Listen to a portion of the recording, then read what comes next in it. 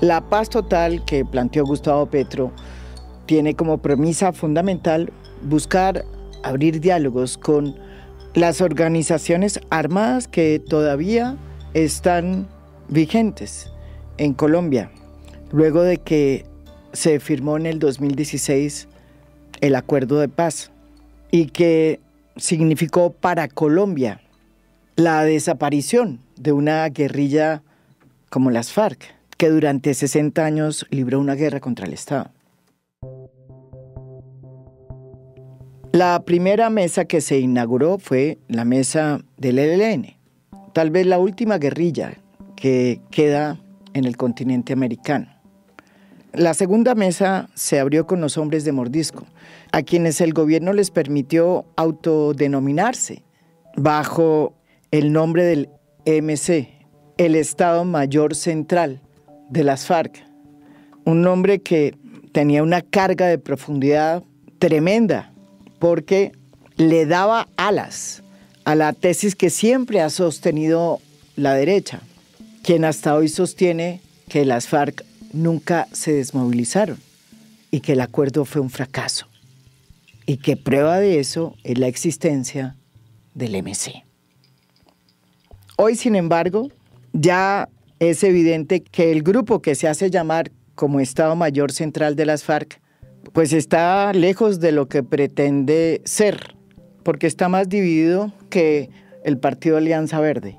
Y hoy esos diálogos solamente se están adelantando con una parte de esa organización armada que representa Calarcá. Unos diálogos que se están dando en medio del incremento de los hechos de violencia en zonas como el norte del Cauca y en Nariño. Por eso la noticia de que el gobierno había decidido iniciar los diálogos con la segunda Marquetalia oxigenó un ambiente ya cargado por cuenta de que no se ven avances ni en la mesa del ELN ni en la mesa del EMC, para no hablar de las otras mesas que están ahí cocinándose con las bandas criminales.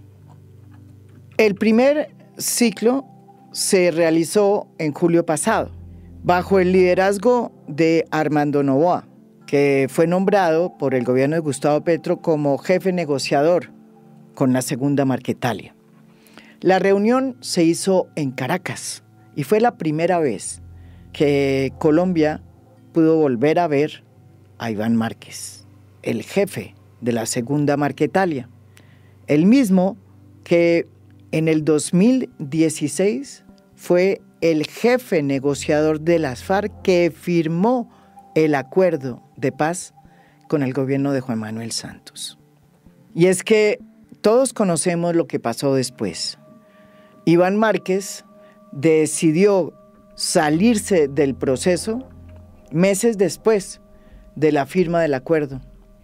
La decisión de irse estuvo motivada por varias razones, entre ellas la información que él había recabado, según la cual había un operativo en su contra, allá en Miravalle, donde estaba, con el Paisa, con el propósito de capturarlo, por cuenta de que su nombre aparecía vinculado en un video que había sido publicado por los medios de comunicación y en el que aparecía Santrich, otro de los firmantes del acuerdo de paz, reunido con unos narcos mexicanos. Videos en los que se probaría que tanto Santrich como Iván Márquez no estarían aclimatando la paz, sino intentando vender kilos y kilos de coca a narcos para exportarla hacia los Estados Unidos. Bueno, ya hablamos aquí con Marlon, ya tenemos 15 millones listos arriba para entregarle. Yo le pregunté ayer a él que si quería que se le entregara todo el paquete de una sola, él me dice que de 5 en 5. Ese señor Vicente es un hombre muy serio, hay buenas referencias de él que no nos van a quedar mal ni por aquí ni por allá, estamos, como dicen, con los ojos tapados porque sé que el compa va a salir bien con el resultado y ya la demora es que cuadren cuánto tiempo le entregarían a ustedes esa feria acá. La circular roja menciona que los hechos ocurrieron a partir del mes de junio del año 2017, es decir, después de la firma de los acuerdos, y se prolongaron hasta el mes en curso, abril del 2018. Esos hechos están relacionados con un acuerdo para exportar 10 toneladas de cocaína, que equivalen a 10.000 kilogramos, hacia los Estados Unidos de América, cuyo precio habría sido convenido en la suma de 15 millones de dólares americanos. Aunque el video se probó que era un video hecho y editado y que detrás de todo este tinglado hubo una operación de entrampamiento orquestada por el entonces fiscal Néstor Humberto Martínez con la DEA. Todo eso produjo que Iván Márquez, que estaba en ese momento en Miravalle, junto con el Paisa y otros firmantes de la paz, decidieran un buen día irse del campamento y salirse del acuerdo de paz. Posteriormente lo haría Santrich, en momentos incluso en que ya se había descubierto que de por medio había un entrampamiento. El comunicado de prensa de la Unidad Nacional de Protección. La UNP se permite informar a la opinión pública que Jesús Santrich abandonó en las últimas horas su esquema de protección, conformado mayoritariamente por personas de confianza del partido FARC, conforme a los acuerdos de La Habana, y en este momento su paradero es desconocido por parte de los encargados de otorgarle la seguridad. Jesús Santrich abandonó su esquema de seguridad violando los protocolos establecidos por la UNP. Jesús Santrich se encontraba en la noche de ayer en el espacio territorial Tierra Grata en el corregimiento San José de Oriente, ubicado en el municipio de La Paz, Cesar. Según el reporte de los integrantes de la UNP encargados de su seguridad, el protegido no se encuentra en dicho espacio territorial. Iván Márquez se fue con un número de hombres que todavía no sabemos cuántos eran y se refugió en las montañas entre Colombia y Venezuela, un país que lo había acogido anteriormente porque fue allí donde estuvo una larga temporada antes de que fuera trasladado a La Habana como jefe negociador en el gobierno de Juan Manuel Santos. Pero fue el 29 de agosto del 2019, por medio de un video en la plataforma de YouTube, que Iván Márquez, ya vestido otra vez de combatiente, anunció el retorno de un grupo de excombatientes a las armas y la creación de una segunda Marquetalia, y diciendo que lo hacía, y abre comillas, por la traición del Estado a los acuerdos de paz. Manifiesto: mientras haya voluntad de lucha, habrá esperanza de vencer. Una nueva etapa de lucha para el despertar de las conciencias. Desde el Inírida, que acaricia con la ternura de sus aguas frescas la selva amazónica y del Orinoco, sitiados por la fragancia del baupés que es piña madura, anunciamos al mundo que ha comenzado la segunda Marquetalia, bajo el amparo del derecho universal que asiste a todos los pueblos del mundo, de levantarse en armas contra la opresión.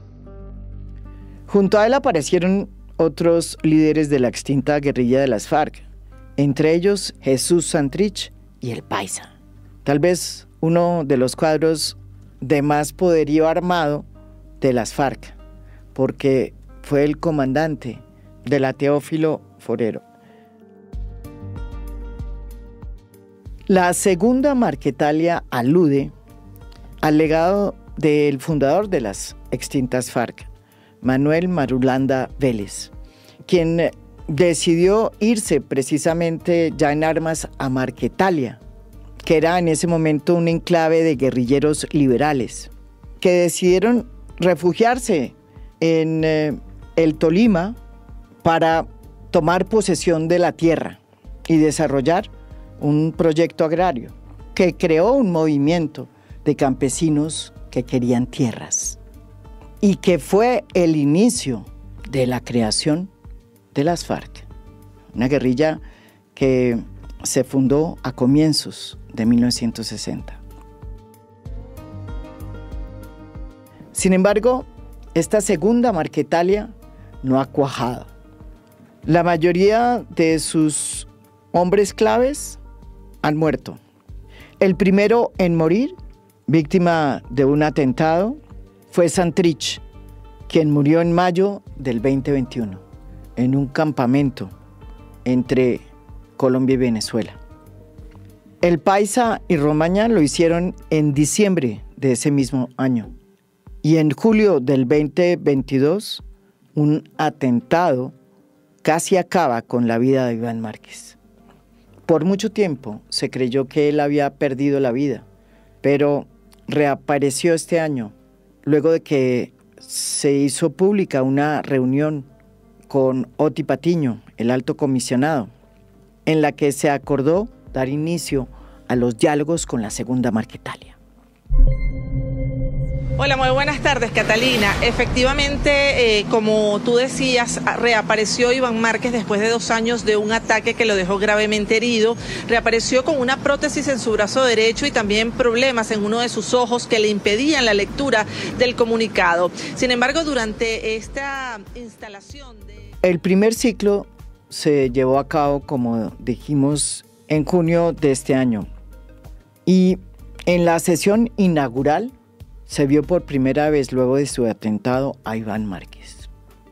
Quienes estuvieron con él en esa sesión cuentan que tiene dificultades serias para leer, para hablar, y que se le vio muy menoscabado. En estos años hemos tenido bajas sensibles como las de Santrich, el Paisa Oscar, Romaña, Iván Merchán y de otras y otros combatientes de nuestra fuerza. A ellas y ellos les rendimos honores. Sin duda estarían con nosotros acompañándonos en este nuevo empeño que persigue la paz para Colombia como el más elevado de todos los derechos.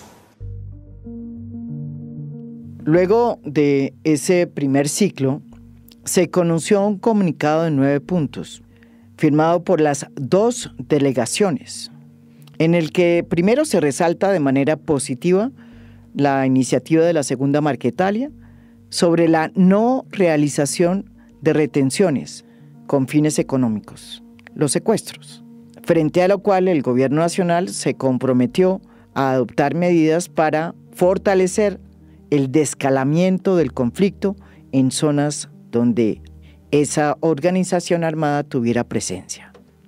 Se pactaron puntos. El primero, ya lo dijimos, desescalamiento del conflicto y alistamiento de los territorios de la paz. El segundo, la construcción de territorios de paz. El tercero, las víctimas como sujeto social y transformador. Cuarto, las condiciones para la convivencia pacífica. Y el quinto, la implementación y verificación. Y a diferencia de lo que ha pasado con otras negociaciones, como por ejemplo con la del ELN o la del EMC, donde se pactaron ceses al fuego bilaterales, aquí la segunda Marquetalia declaró un cese al fuego unilateral. En el comunicado, valga decir, se mencionan las razones para el alzamiento en armas por parte de la segunda Marquetalia y se alude al entrampamiento y al incumplimiento del acuerdo de paz del 2016. Según varios informes de varias ONGs y fundaciones como Paz y Reconciliación, para el 2024 la segunda Marquetalia registra presencia en 65 municipios del país, 11 más que en el 2023, en 12 departamentos, especialmente en el sur y el oriente del país. Sin embargo, la segunda Marquetalia es la organización armada que menos ha combatido desde su creación a la fuerza pública. Según Iván Márquez, esta segunda Marquetalia no busca hacerle la guerra a los soldados, sino plantear una nueva aproximación a los campesinos y a los desposeídos, lo cual coincide con lo que Iván Márquez planteó como nueva modalidad de esta segunda Marquetalia, la de que su lucha no era contra el ejército, sino contra los poderes oligárquicos. Está con nosotros aquí en A Fondo Armando Novoa, el jefe negociador nombrado por el gobierno de Gustavo Petro para iniciar estos ciclos con la segunda Marquetalia. Viene de firmar el primer acuerdo, un acuerdo que difiere del marco con el que se han hecho otros acuerdos con otras organizaciones armadas. Es la primera vez que viene aquí a Fondo vistiendo este nuevo cargo, porque ahí donde lo ven, Armando es uno de los mejores abogados electorales que tiene este país. Como bien lo señala, el pasado 30 de junio se suscribió el primer acuerdo en el primer ciclo de conversaciones que se llevó a cabo con la segunda Marquetalia en la ciudad de Caracas. Tal vez en el contexto valga la pena mencionar que esas conversaciones que estaban anunciadas de hacía varios meses atrás solamente se pudieron materializar luego de que se superaron una serie de obstáculos de naturaleza administrativa, levantamientos, suspensión de órdenes de captura, acordar el sitio de las reuniones, etcétera. Entonces, nosotros llegamos al tema en un momento en el cual el ambiente de opinión pública hacia la política de paz total, especialmente en lo relacionado con los ceses bilaterales del fuego y las críticas de algunos sectores sobre sus efectos en las poblaciones de presencia de esos grupos guerrilleros, era y continúa siendo totalmente adversa. Sí. Yo me tomé el trabajo de leer un libro que publicó Iván Márquez en el año 2019, digamos que recoge la declaración de principios de la segunda Marquetalia. Entonces, en ese libro ellos hacen una serie de anuncios programáticos como los que usted menciona.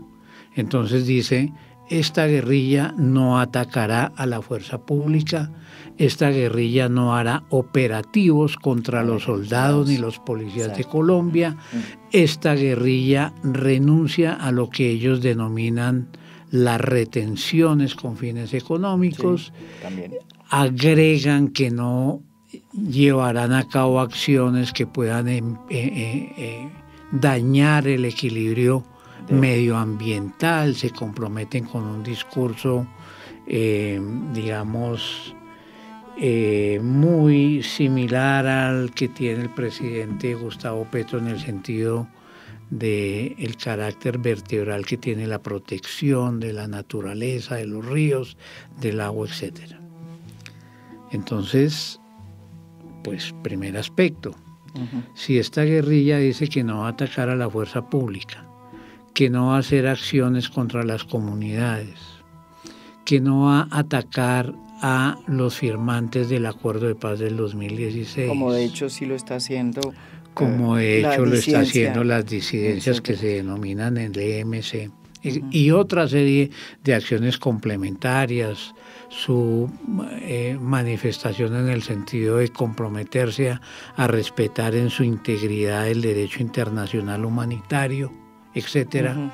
Entonces no tenía mucho sentido empezar las conversaciones bajo la premisa de que lo primero era pactar un cese bilateral de fuegos, porque es que ellos ya habían hecho una manifestación en el sentido de no hacer acciones armadas de esa naturaleza, y si nosotros planteáramos esa discusión, estaríamos invitándolos a que se devolvieran en la historia y tuvieran la posibilidad de recoger sus planteamientos en el acta fundacional, y les dijimos, pues muy bien, si eso es lo que plantean, necesitamos que eso quede por escrito en este documento inicial de acuerdo, y a eso se llamó un cese unilateral de fuegos, no bilateral.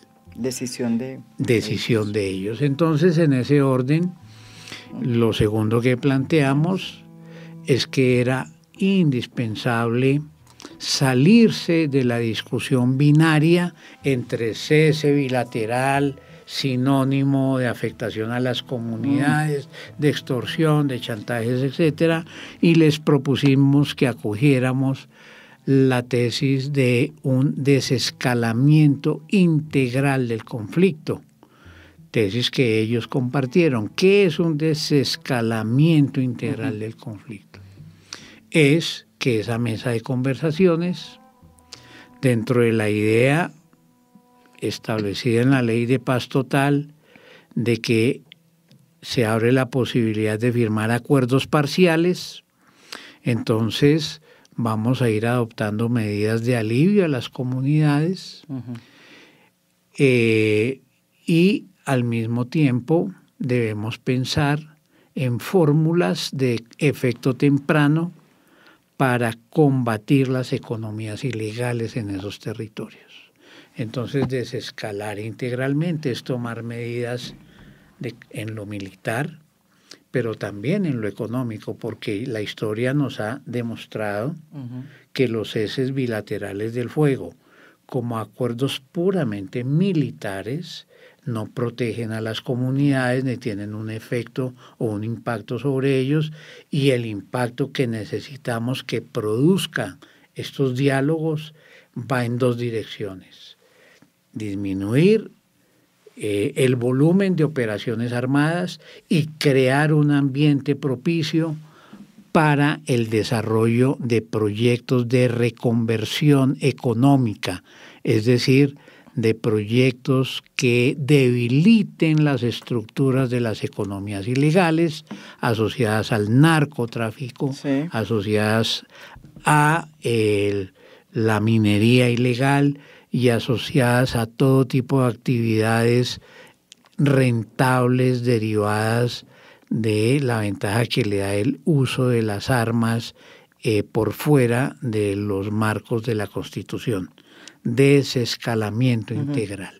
Entonces no hay cese bilateral de fuegos. Y al lado de esa manifestación, pues vamos a explicar si hay posibilidad, qué otras acciones se comprometieron ellos a desarrollar.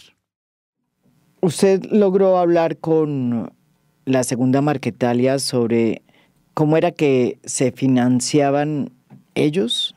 ¿Cuáles eran esas rentas ilícitas de donde salía el dinero? ¿Y cómo era ese modus operandi? Está claro que la Segunda Marquetalia tiene una presencia significativa en territorios en donde el cultivo de la hoja de coca es hegemónico. Entonces, por supuesto, este acuerdo en su etapa inicial, aunque es un avance, tiene unos vacíos. ¿Cuáles son los vacíos? Pues que se advierte que ellos dicen no vamos a hacer acciones armadas contra la fuerza pública, pero no se comprometen de la misma manera a combatir las economías ilegales. Es decir, son un ejército irregular cuya esencia, por lo que al parecer está planteado allí, es la protección a las comunidades que viven del cultivo de la hoja de coca, y ellos se alimentan y se financian de esa cadena del negocio ilegal alrededor de la coca. Entonces ellos protegen a las comunidades, no sé si están en la lógica de cobrar impuestos que se llaman el gramaje de otras actividades ilegales. Sobre eso no dicen nada. Sí. Entonces enfocan su discurso en que no atacan a la fuerza pública, pero esto genera para ellos, creo yo, un problema complejo. Y es que es una guerrilla que no se plantea derrocar al Estado, sino proteger a las comunidades que están vinculadas a las economías ilegales.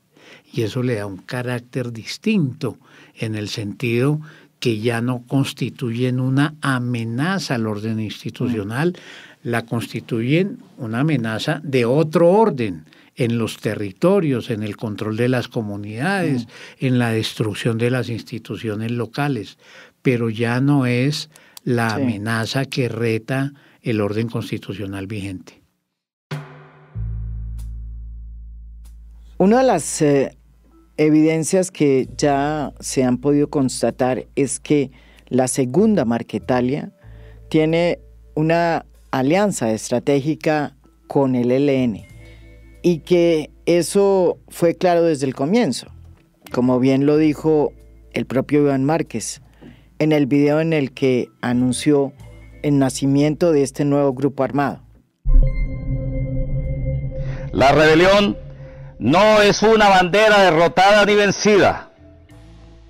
Por eso continuamos con el legado de Manuel y de Bolívar, trabajando desde abajo y con los de abajo por el cambio político y social. Buscaremos coordinar esfuerzos con la guerrilla del ELN y con aquellos compañeros y compañeras que no han plegado sus banderas, que tremolan patria para todos. Esta insurgencia no se levanta de las cenizas como el ave fénix para seguir operando en las profundidades de la selva remota. No, volará a través del cristal de esas lejanías brumosas para abrazar con la fuerza del amor los sueños de vida digna y buen gobierno que suspiran la gente del común. ¿Usted ha encontrado que esa alianza con el ELN se ha fortalecido, sigue vigente? Y quisiera saber si esa alianza que se establece entre esas dos organizaciones armadas tiene como objetivo enfrentar al MC, que es el grupo armado que más está copando territorio.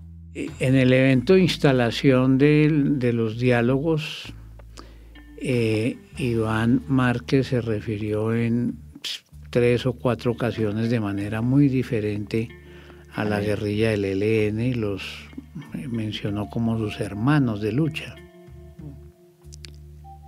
Entonces, claro, ese mensaje sí tiene unas consecuencias prácticas.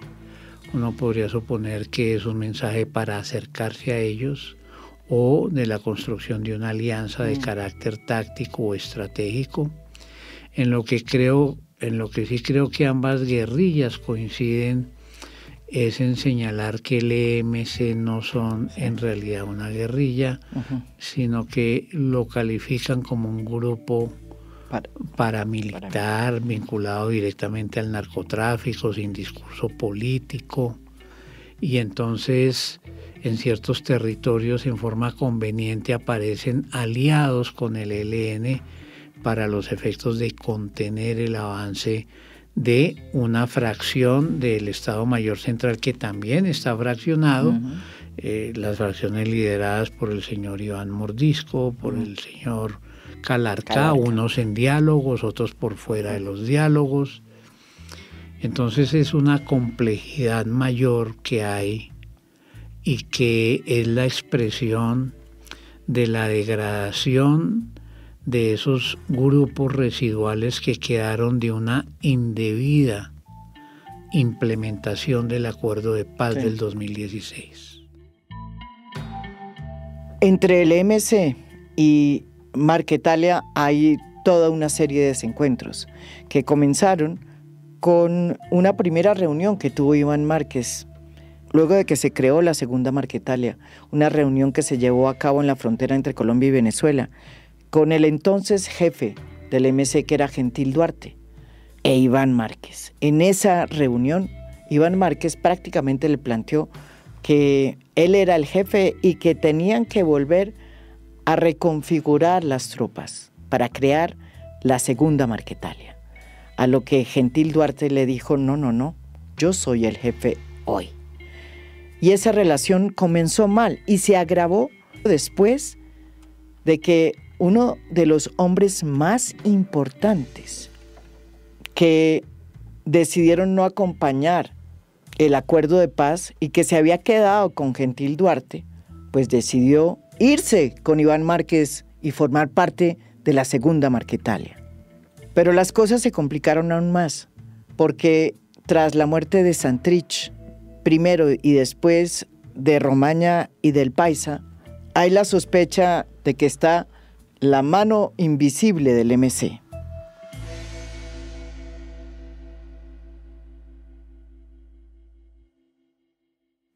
Uno de los problemas que tiene esta negociación con la segunda Marquetalia es el marco jurídico, entre otras por todo lo que sucedió con Iván Márquez y el grupo que decidió irse con él luego de la firma del acuerdo de paz.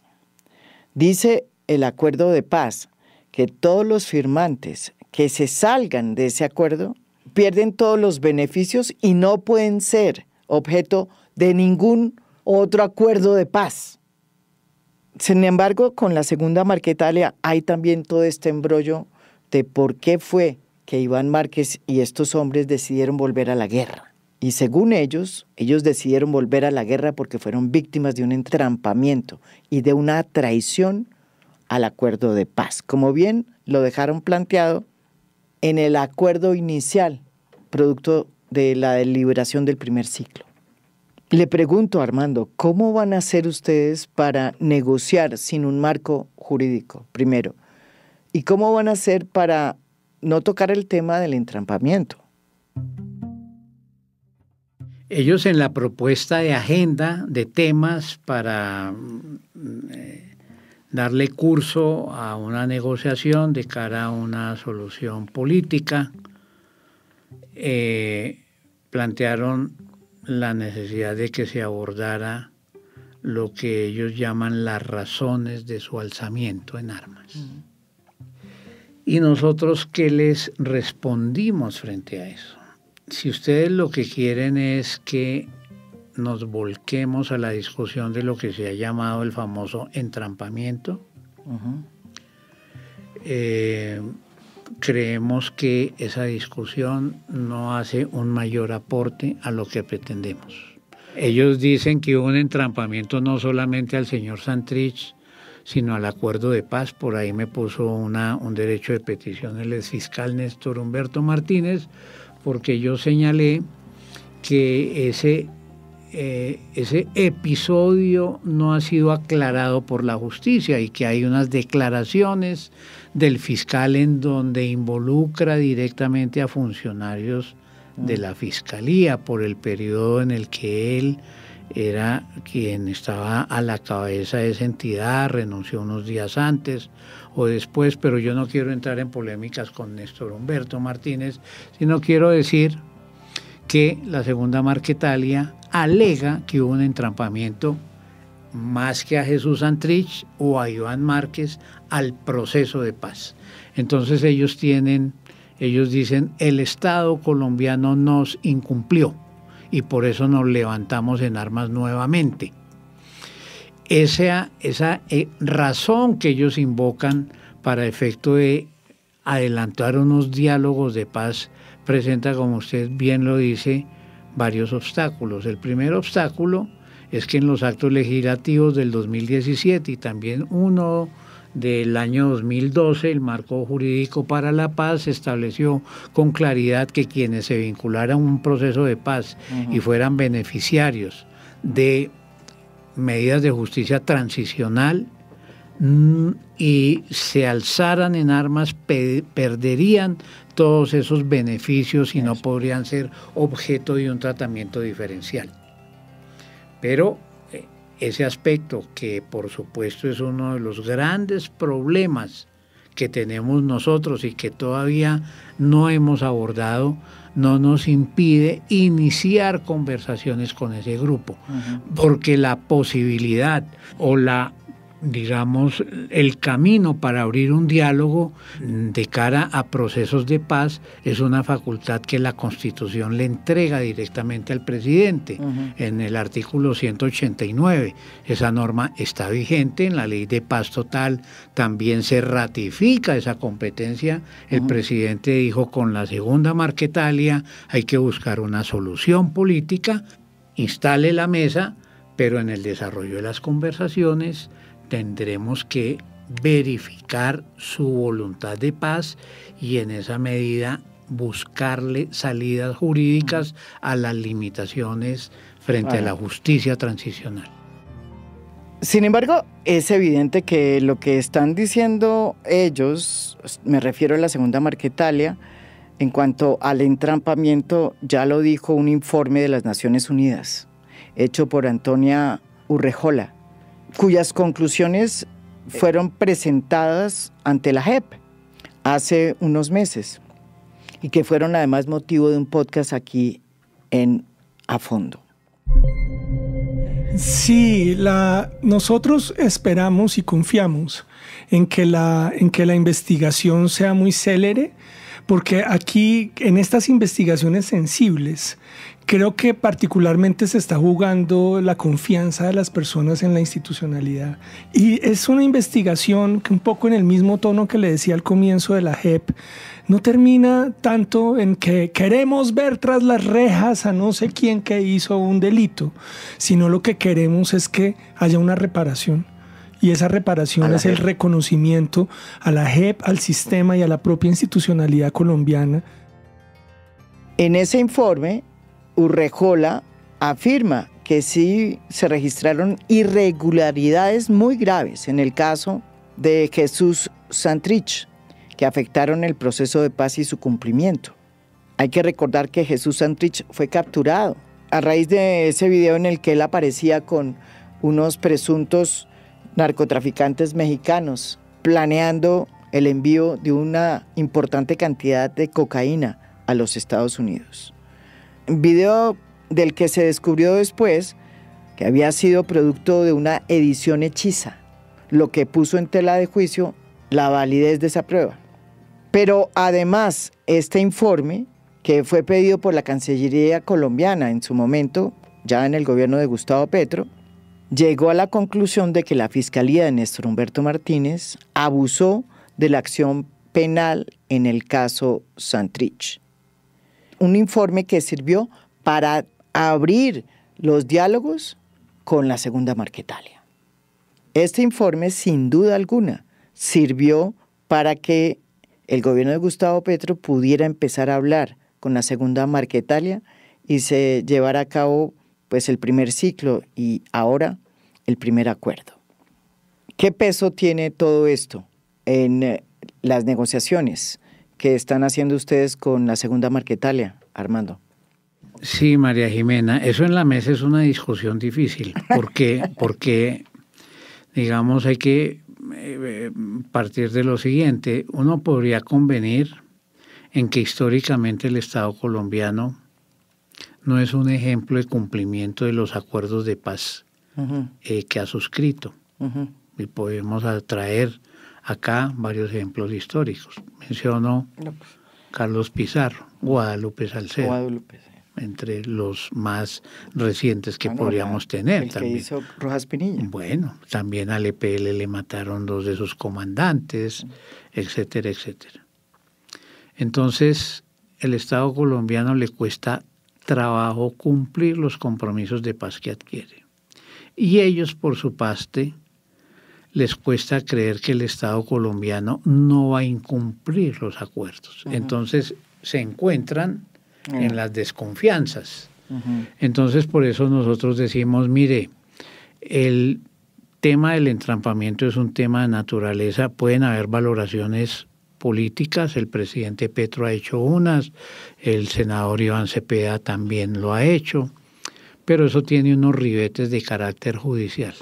y nosotros no quisiéramos meternos en esa discusión. Eso lo tienen que dilucidar, tal vez de pronto en la mesa surge el tema y en su momento discutiremos qué tratamiento se le debe dar a eso, pero lo que sí hay de fondo es que hay un reclamo de parte de ellos a que el Estado no ha respetado la vida de los firmantes del acuerdo de paz, a que la reforma agraria no avanza, a que los miembros de las FARC fueron confinados a unos sitios en donde quedaron prácticamente abandonados, etcétera, etcétera. Y muchas de esas afirmaciones son ciertas. Los informes de evaluación del acuerdo de paz dicen que se ha cumplido de manera parcial. Pero, repito, para nosotros no es una opción empezar la negociación por esa discusión.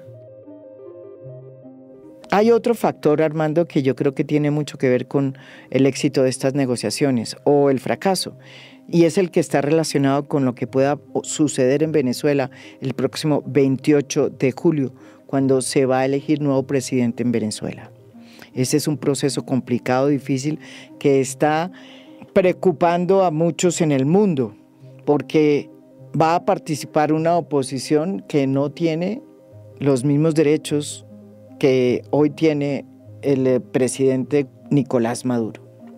No es un secreto que ese gobierno de Nicolás Maduro le ha abierto las puertas a Iván Márquez y que hay una parte de esa segunda Marquetalia que habita allá, si no es que es toda.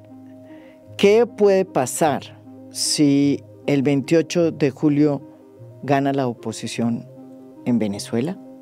¿Qué va a pasar con Iván Márquez y segunda Marquetalia? ¿Y qué va a pasar con el ELN también? A ver, digamos que empecemos por recordar que Venezuela, al igual que Cuba y el Reino de Noruega, son países garantes de la mesa de diálogos con la segunda Marquetalia. Y la verdad es que nosotros, me refiero a la delegación del gobierno, estamos muy agradecidos porque el apoyo, el interés, la forma en que las autoridades venezolanas han atendido este proceso de negociaciones ha sido importante, y tal vez sin ese apoyo difícilmente se hubieran podido adelantar estas conversaciones. Pero claro, estos diálogos se enmarcan dentro de una problemática de orden geopolítico y regional. El gobierno venezolano pues le molesta que lo asocien con grupos de narcotraficantes o terroristas, al igual que el gobierno cubano y cualquier otro gobierno, y entonces ellos siempre ponen de presente que lo que les interesa es que avance la paz en Colombia, porque la paz en Colombia también es la tranquilidad de su entorno y de la propia estabilidad institucional venezolana. Entonces nosotros, por supuesto, ese tema no está en la mesa. Siempre hemos agradecido sus gestiones, como igual hacemos con Cuba y igual hacemos con el Reino de Noruega. Seguramente va a haber una segunda ronda de conversaciones en Cuba. Ambas partes solicitamos que el segundo ciclo fuera Cuba, en La Habana, pero ese país no nos ha confirmado si acepta o no la petición que hacemos desde la mesa. Por nuestra parte, nosotros hemos insistido en que es muy importante traer esos diálogos de conversaciones para la paz a territorio colombiano. Entonces, más allá de eso, pues obviamente en la mesa no discutimos, ni discutimos... ¿Y ellos qué dicen de traerlo a territorio colombiano? Ellos no se cierran a esa posibilidad, tampoco tienen mucho entusiasmo, pero para nosotros sí es muy importante que esos diálogos se traigan a los territorios en donde ellos tienen presencia, porque eso le daría, digamos, eso empoderaría los diálogos de cara a las comunidades. Es para nosotros importante el compromiso del gobierno y de la segunda Marquetalia en que esto llegue a buen puerto y que eso se haga de cara a las comunidades en los territorios en donde tiene presencia la segunda Marquetalia. De hecho, vamos a hacer una instalación de una mesa exploratoria para el desarrollo de proyectos de reconversión económica en Nariño, en la ciudad de Tumaco, en la tercera semana de este mes de julio.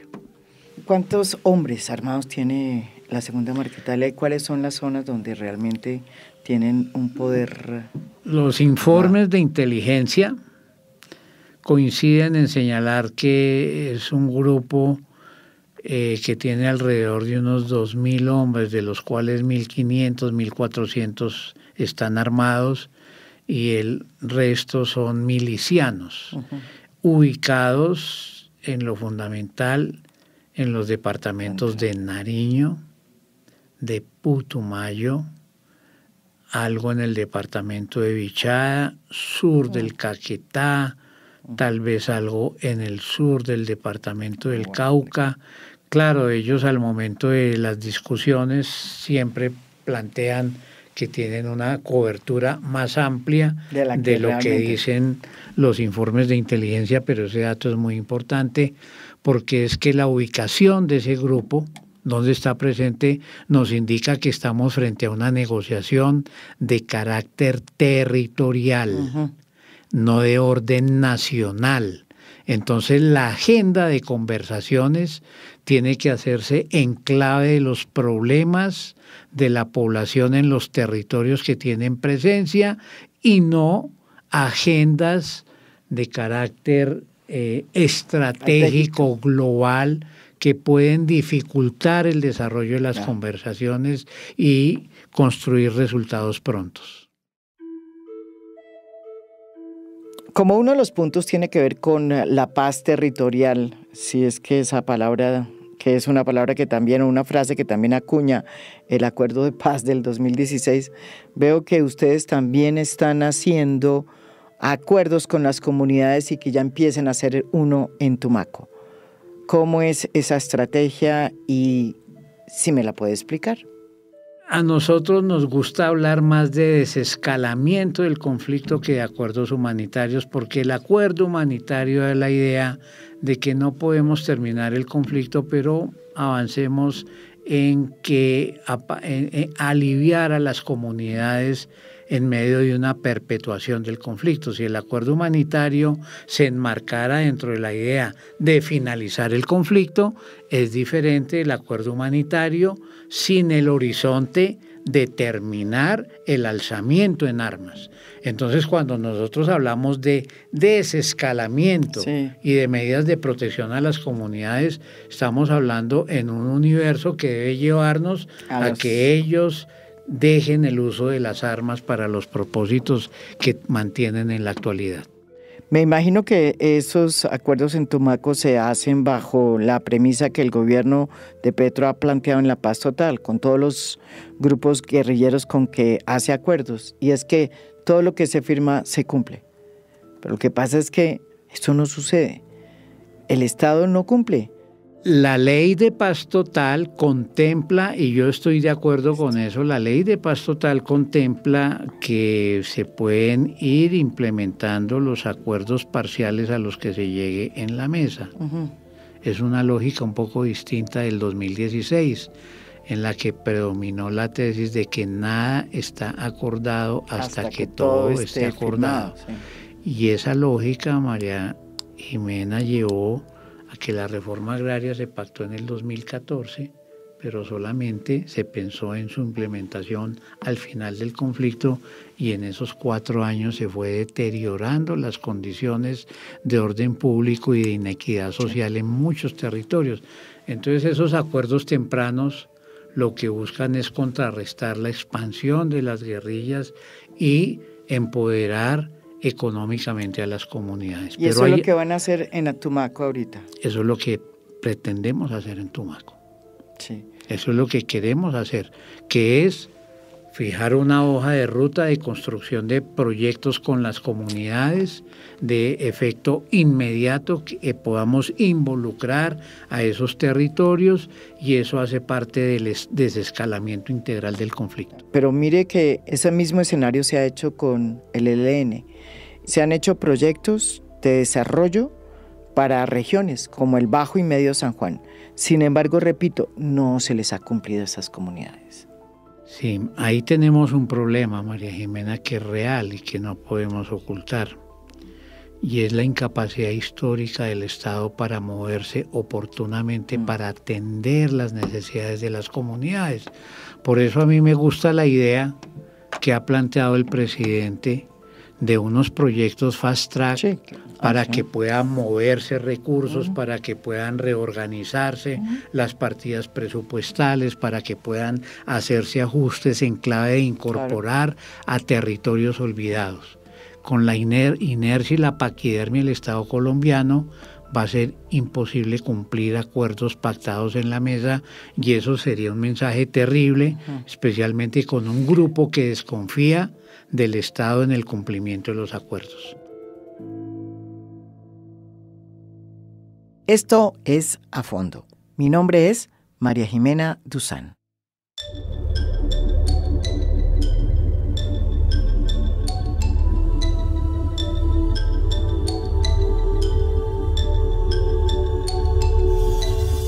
A Fondo es un podcast producido por Mafialand.